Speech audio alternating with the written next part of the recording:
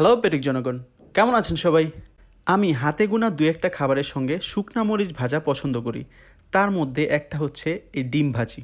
ডিম ভাজাটা যখন শেষ হয়ে যায় তখন যেই অল্প একটু তেল থাকে ওইটার মধ্যেই এই শুকনা মরিচটা ভেজে নিলে ভালো ফ্লেভার আসে। আর ডিম ভাজি ছাড়াও দু একটা শাকের সঙ্গে এই শুকনা মরিচ ভাজা খেতে ভালো লাগে।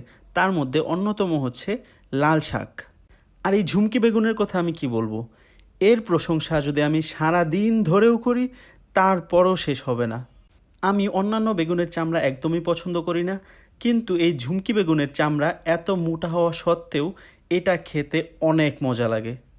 এই ঝুমকি বেগুন রান্না করার বেস্ট রেসিপি হচ্ছে পুঁটি মাছের চ্যাপা শুটকি এবং দেশি ছোট আলু দিয়ে হালকা করে ঝোল। এবং এই তরকারিটাকে যত বেশি সময় ধরে রান্না করা হয় তত বেশি মজা হয়। আপনারা চাইলে ট্রাই করে দেখতে পারেন।